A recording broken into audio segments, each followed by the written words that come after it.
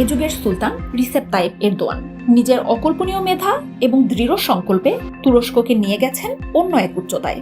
পাশাপাশি মুসলিম জনগোষ্ঠী এবং মুসলিম দেশের প্রতি তার দায়িত্ববোধের কথা জানে গোটা বিশ্ব। ফিলিস্তিনের নিপীড়িত মুসলিম থেকে শুরু করে ভারতের সাম্প্রদায়িক সমস্যা সবখানেই উচ্চকণ্ঠে প্রতিবাদী এক চরিত্র এরদোয়ান।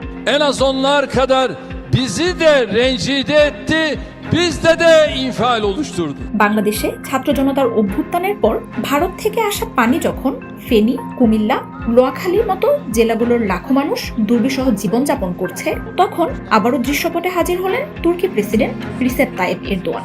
দৃঢ় কণ্ঠে দাঁড়ালেন বাংলাদেশের পাশে। সহযোগিতা এবং সহমর্মিতার হাত বাড়াতে তিনি কথা বলেছেন বাংলাদেশের অন্তর্বর্তীকালীন সরকারের প্রধান উপদেষ্টা ডক্টর মোহাম্মদ ইউনূসের সাথে। দিয়েছেন সব ধরনের সহযোগিতার আশ্বাস। বাংলাদেশ পুনর্গঠনে এগিয়ে আসছে মুসলিম পরাশক্তি তুরস্ক। Esfeli safiliğine yani hayvanlardan dahi aşağı seviyeye çekme projesi. মঙ্গলবার প্রধান উপদেষ্টার প্রেস উইং থেকে গণমাধ্যমে পাঠানো সংবাদ বিজ্ঞপ্তিতে এই তথ্য জানানো হয়। বাংলাদেশের সহায়তায় শিগগিরই তিনি একটি উচ্চ ক্ষমতা সম্পন্ন প্রতিনিধি দল পাঠাবেন বলে জানিয়েছেন এরদোয়ান। অন্তর্বর্তী সরকারের প্রধান হিসেবে দায়িত্ব নেয় অধ্যাপক মোহাম্মদ ইউনূসকে অভিনন্দন জানিয়েছেন তুরস্কের প্রেসিডেন্ট রিসেপ তাইপ এরদোয়ান। সেই সঙ্গে বন্যা দুর্গতদের জন্য মানবিক সহায়তা দেওয়ারও কথা বলেছেন তিনি। বাংলাদেশ সংবাদ সংস্থা বাসস জানিয়েছে, মঙ্গলবার প্রধান উপদেষ্টাকে টেলিফোনে অভিনন্দন জানিয়ে চলমান প্রাকৃতিক দুর্যোগে বাংলাদেশের পাশে দাঁড়ানোর কথা বলেছেন তুরস্কের প্রেসিডেন্ট। ফোন আলাপে প্রেসিডেন্ট এরদোয়ান বাংলাদেশের বন্যা দুর্গত এলাকায় জানমালের ক্ষয়ক্ষতিতে শোক প্রকাশ করেন।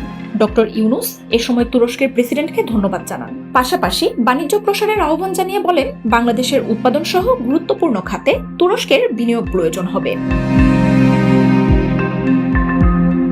এ সময় প্রধান উপদেষ্টা ইউনূসকে তুরস্ক সফরের আমন্ত্রণ জানান দেশটির প্রেসিডেন্ট। ইউনূস আমন্ত্রণ গ্রহণ করে এরদোয়ানকে ধন্যবাদ দেন এবং সুবিধাজনক সময়ে তুরস্ক সফরের কথা বলেন। প্রধান উপদেষ্টা বাংলাদেশ সফরের আমন্ত্রণ জানালে এরদোয়ানও সেই প্রস্তাব গ্রহণ করেন। রিসেপ তাইপ এরদোয়ানের নেতৃত্বেই তুরস্কের সামরিক শিল্পে একের পর এক বিশ্বমানের প্রযুক্তি উদ্ভাবন করছে। বিশেষ করে সামরিক ড্রোনের ক্ষেত্রে তুরস্ক এখন বিশ্বের অন্যতম সেরা উৎপাদনকারী দেশ। তুরস্কের বাইরাক্তার সিরিজের ড্রোন এখন ব্যবহার করছে বিশ্বের বিভিন্ন দেশ। তুরস্কের কাছ থেকে ক্রয় করা বাংলাদেশ সেনাবাহিনী বাইরাক্তার TV-2 ড্রোন ব্যবহার করছে। এছাড়া বাংলাদেশ ক্ষেপণাস্ত্র, কামানের গোলা সহ নানা ধরনের যুদ্ধ সরঞ্জাম ক্রয় করছে। এমনকি তুরস্ক কিছু কিছু ক্ষেত্রে বাংলাদেশকে সামরিক প্রযুক্তিও হস্তান্তর করছে। বিশেষ বন্ধুভাবাপন্ন না হলে কোনো দেশ অন্য আরেকটি দেশকে এই ধরনের প্রযুক্তি হস্তান্তর করে না। এমন অবস্থায় তুরস্কের প্রেসিডেন্ট এরদোয়ানের সঙ্গে প্রধান উপদেষ্টার ফোন আলাপ বিশেষ গুরুত্ব রাখে বলে মনে করছেন বিশ্লেষকরা। মার্জিয়া উপমা, ৭১।